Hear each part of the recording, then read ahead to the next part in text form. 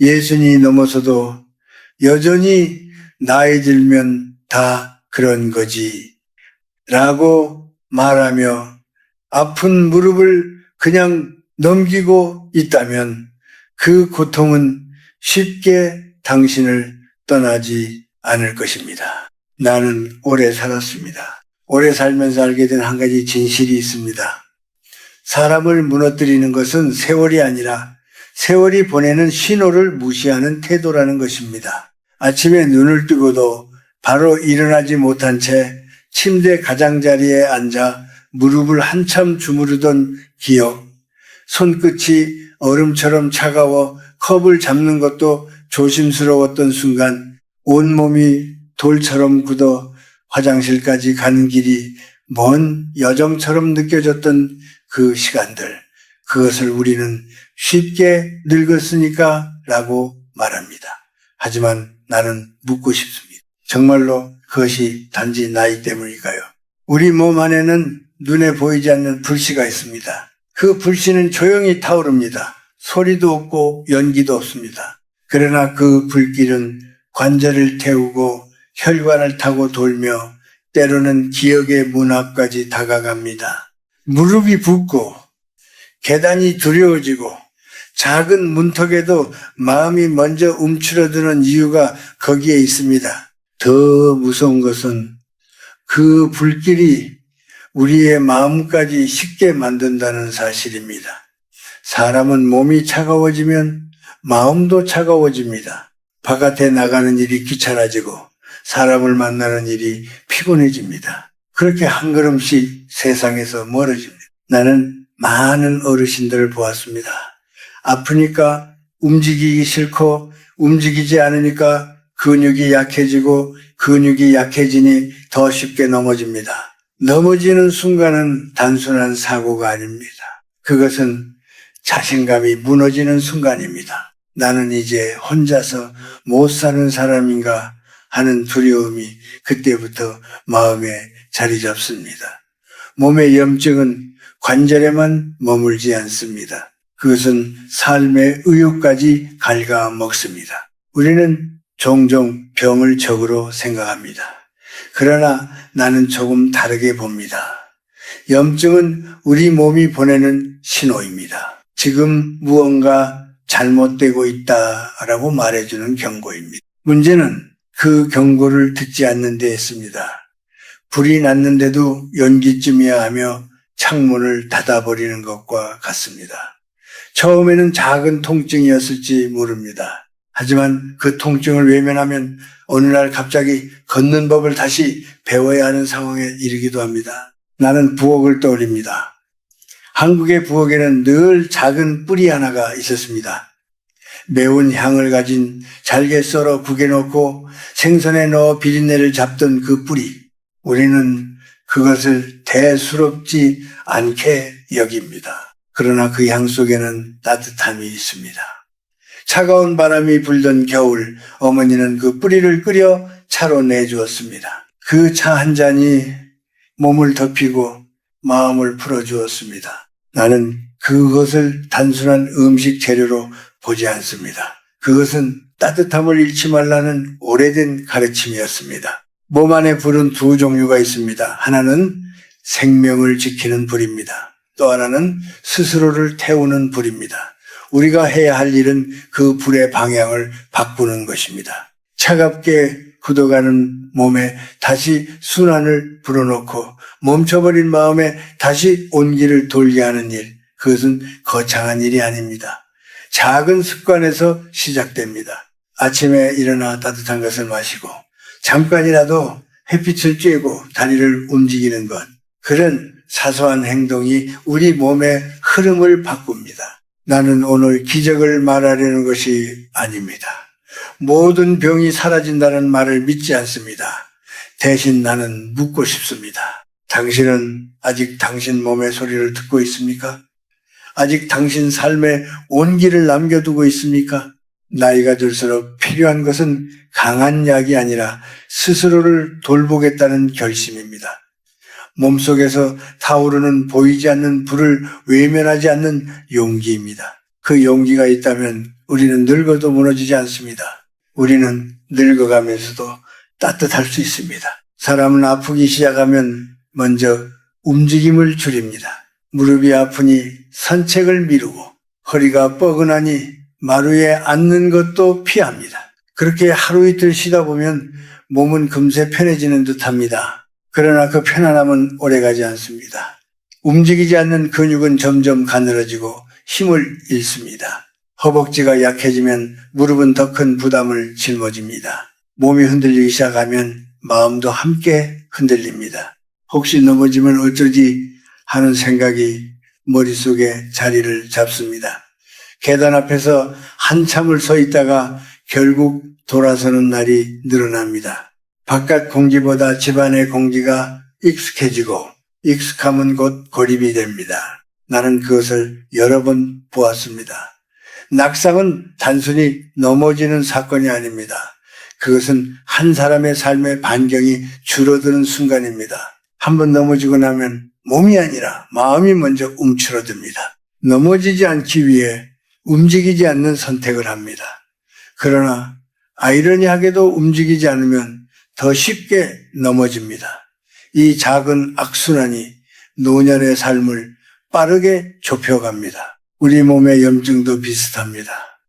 염증은 본래 우리를 지키기 위한 반응입니다.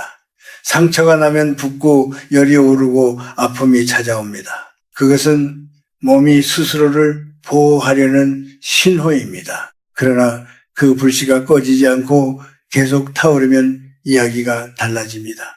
관절 안에서 작은 조각들이 떠다니며 자극을 주고 그 자극은 다시 염증을 부릅니다. 마치 집안에 작은 불씨가 계속 남아있어 천천히 벽을 그을리는 것과 같습니다. 처음에는 눈에 띄지 않지만 어느 날 보면 온 집이 어둡게 변해 있습니다. 나는 늘 이렇게 말합니다. 몸은 기억합니다. 우리가 지난 세월 동안 어떻게 먹고 어떻게 움직이고 어떻게 분노하고 어떻게 참았는지를 몸은 다 기억합니다. 오래된 서운함, 말하지 못한 화, 계속된 긴장도 몸 어딘가에 남습니다. 그것이 피로가 되고 통증이 되고 염증이라는 이름으로 나타납니다. 우리는 몸과 마음을 따로 생각하지만 실은 한 몸입니다. 마음이 얼어붙으면 혈관도 좁아지고 기운도 막힙니다. 기운이 막히면 따뜻함이 돌지 못합니다. 이때 중요한 것은 거창한 치료법이 아니라 흐름을 되살리는 일입니다. 흐름이 살아야 불길도 잦아듭니다. 나는 부엌에서 그 답을 찾습니다. 생강을 떠올려 보십시오. 갓 캔 생강은 맵고 날카롭습니다. 그러나 햇볕에 말리거나 끓이면 그 성질이 달라집니다. 맛은 더 깊어지고 몸에 스며드는 힘도 달라집니다. 이것은 단순한 음식의 변화가 아닙니다. 열을 거치며 다른 모습으로 바뀌는 과정입니다. 사람도 마찬가지입니다. 세월이라는 열을 통과하며 우리는 조금씩 변합니다.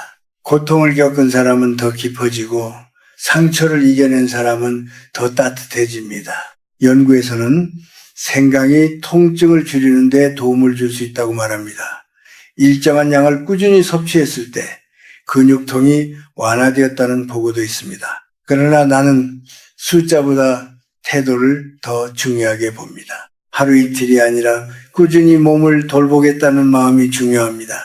생강이 기적을 일으키는 것이 아닙니다. 그 차를 끓이며 나는 아직 나를 포기하지 않았다고 스스로에게 말하는 시간이 우리를 바꿉니다. 노년은 무언가를 더 얻는 시기가 아니라 불필요한 것을 덜어내는 시기입니다.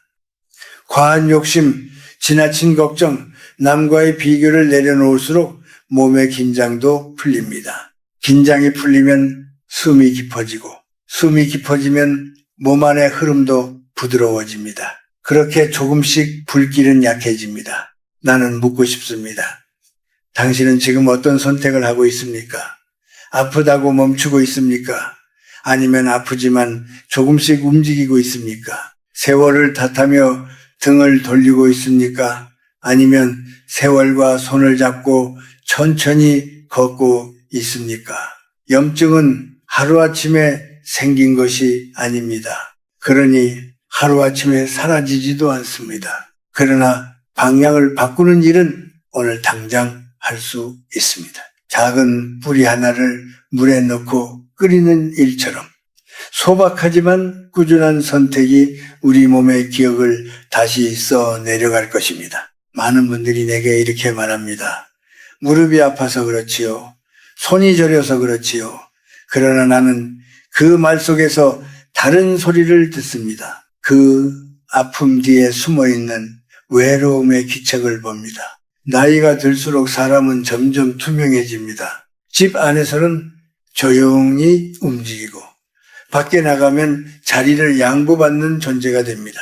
누군가는 그것을 배려라고 말하지만 마음 한구석에서는 나는 이제 중심이 아니구나 하는 생각이 스며듭니다. 그 생각이 쌓이면 몸도 무거워집니다. 기억이 흐려지는 순간을 떠올려 보십시오. 방금 들은 말을 다시 묻고 가스 불을 껐는지 돌아가 확인하고 손주의 이름이 순간 떠오르지 않을 때의 그 서늘함. 사람은 죽음보다 잊히는 것을 더 두려워합니다. 내가 나 자신이 아니게 되는 순간을 두려워합니다. 몸에 염증이 혈관을 타고 돌듯이 불안도 마음속을 맴돕니다. 그리고 우리는 다시 묻습니다. 이게 다 나이 탓인가요? 나는 단정하지 않습니다.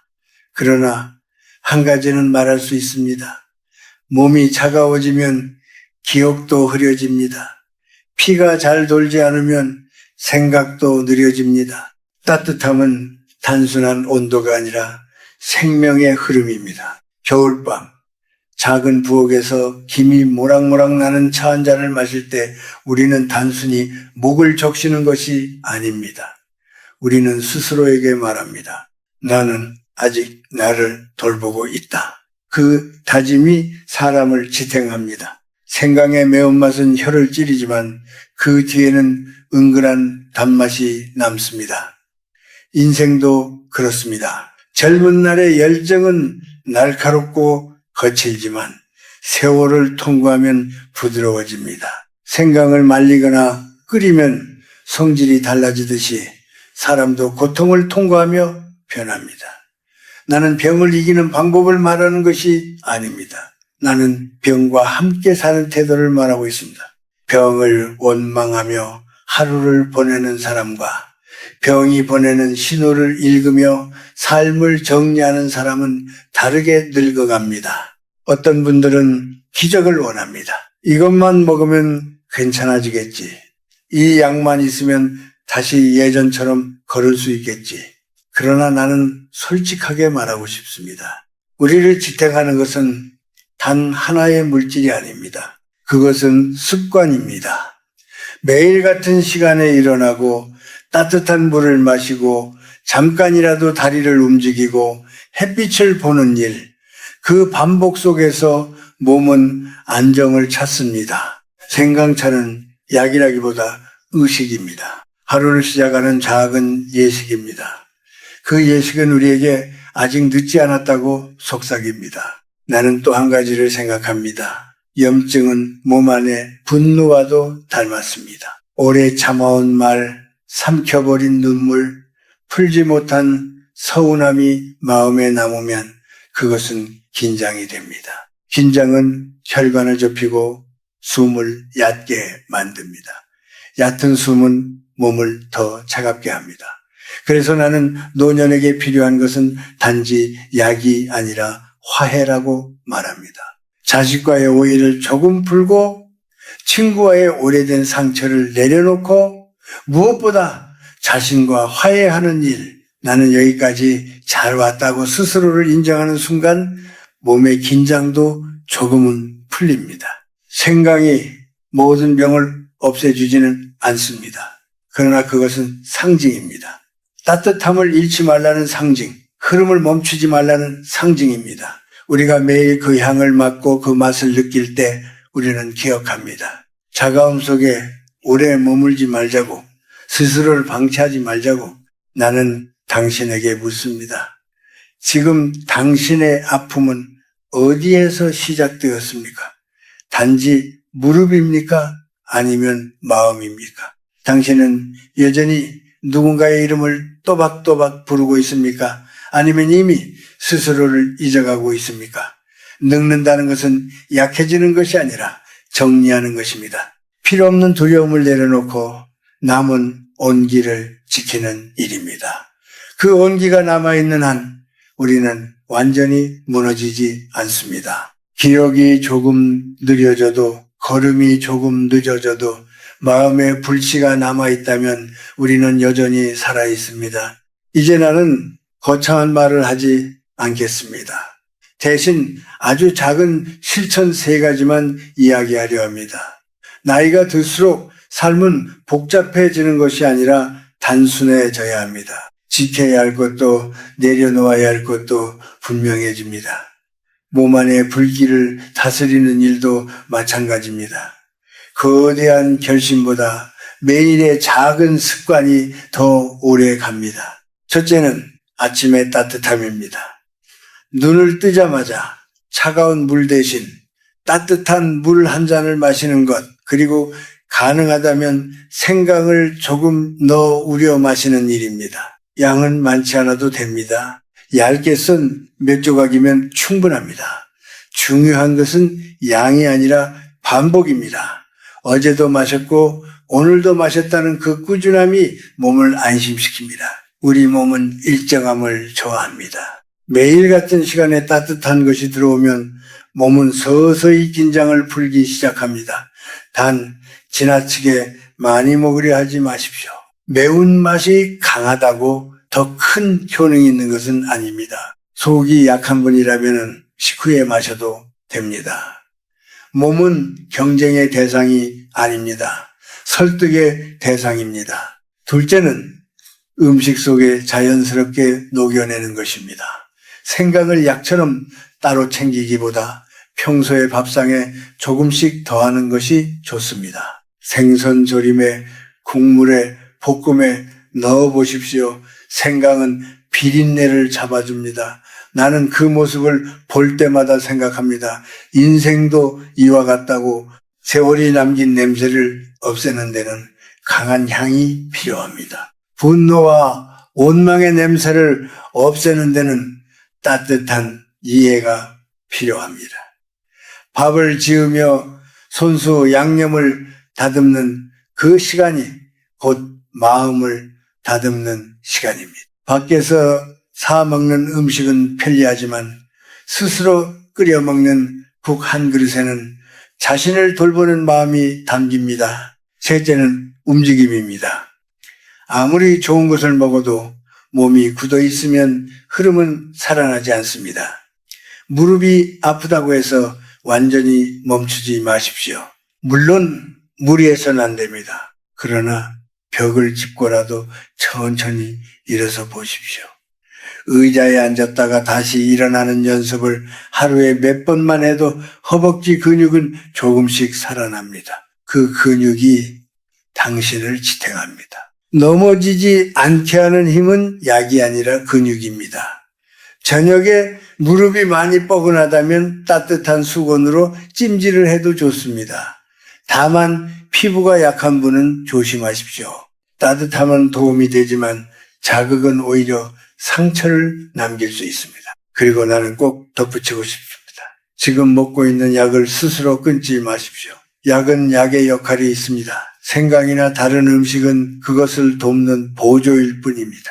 특히 피를 묽게 하는 약을 드시는 분이라면 새로운 것을 시작하기 전에 꼭 의사와 상의하십시오. 몸은 하나뿐입니다. 신중함은 나약함이 아니라 지혜입니다. 마지막으로 내려놓아야 할 것이 있습니다. 이 나이에 무슨 소용이 있겠어라는 말입니다. 그 말은 몸보다 먼저 마음을 굳게 만듭니다. 또 하나는 끊임없는 비교입니다. 젊은 사람과 자신을 비교하지 마십시오. 우리는 다른 계절을 살고 있습니다. 봄의 나무와 가을의 나무는 다르지만 둘 다 아름답습니다. 가을의 나무는 열매를 맺습니다. 당신이 지금까지 살아온 세월이 바로 그 열매입니다. 60, 70 이후의 삶은 싸움이 아니라 조율입니다. 몸과 타협하고 시간과 화해하고 마음을 다독이는 과정입니다. 매일 아침에 따뜻함, 밥상 위에 작은 향, 그리고 천천히 움직이는 다리. 이 세 가지가 쌓이면 석 달 뒤 당신은 분명 조금 달라질 것입니다. 통증이 완전히 사라지지 않을지라도 그것을 대하는 태도는 달라질 것입니다. 그리고 그 태도의 변화가 노년을 지탱합니다. 우리는 강해지기 위해 사는 것이 아니라 부드러워지기 위해 사는지도 모릅니다. 부드러움 속에 오래가는 힘이 있습니다. 해가 막 떠오르기 직전의 하늘은 언제나 사람의 마음을 조용히 붙잡는다. 아직 완전히 밝아지지 않은 거리에는 밤의 기운이 남아있고 골목 끝에서 불어오는 바람은 살짝 차갑다. 나는 창문을 열고 그 공기를 깊이 들이마신다. 멀리서 새들이 짧게 울고 아파트 단지 안을 걷는 사람들의 발소리가 희미하게 들린다. 하루가 시작되는 이 시간은 누구에게나 공평하게 주어지지만 그 시간을 어떻게 맞이하느냐에 따라 하루의 빛깔이 달라진다고 느낀다. 그래서 나는 바쁜 일정이 기다리고 있을 때에도 잠시 멈춰서서 나 자신에게 묻는다. 오늘 나는 어떤 마음으로 사람들을 만날 것인가? 어떤 말로 누군가를 위로할 수 있을까? 아침 식탁 위에 따뜻한 밥과 국을 차려두고 가족과 마주 앉으면 소소한 대화 속에서 하루의 방향이 정해진다. 서로의 눈을 바라보며 건네는 짧은 인사와 웃음은 생각보다 큰 힘을 준다. 우리는 각자의 길로 흩어지지만 같은 집으로 돌아온다는 사실이 묘한 안정을 만든다. 집을 나서기 전 현관에서 신발을 고쳐 신고 거울 속에 비친 나를 한 번 더 바라본다. 완벽하지는 않지만 지금의 나로도 충분하다고 속으로 되새다. 그렇게 마음을 다잡고 문을 나서면 엘리베이터 안에서 만난 이웃에게 자연스럽게 인사를 건넬 수 있다. 도시의 하루는 빠르게 흘러간다.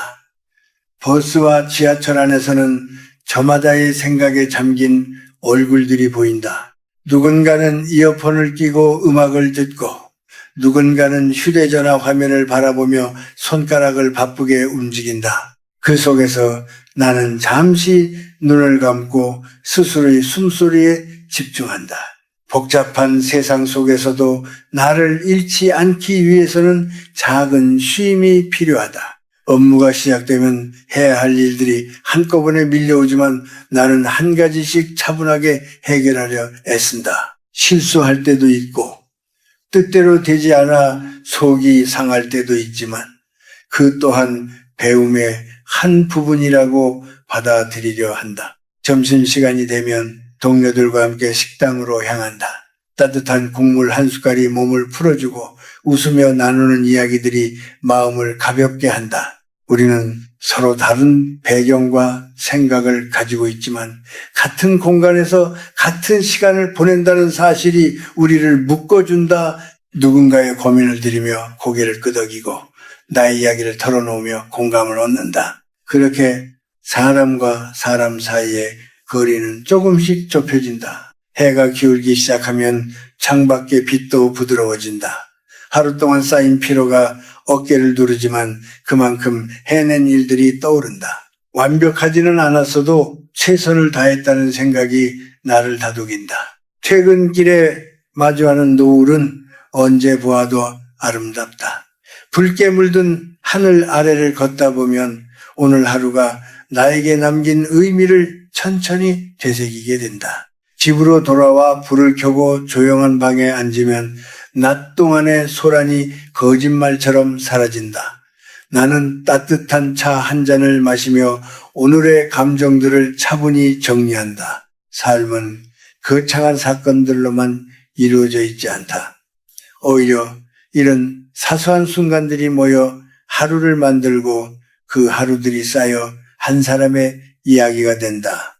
때로는 지치고 흔들리더라도 다시 아침이 오면 새로운 시작이 가능하다는 사실이 우리를 앞으로 나아가게 한다. 나는 내일도 같은 하늘을 올려다보며 또 다른 다짐을 하게 될 것이다. 그리고 그 다짐이 작더라도 진심이라면 언젠가는 나를 더 단단하게 만들어줄 것이라 믿는다.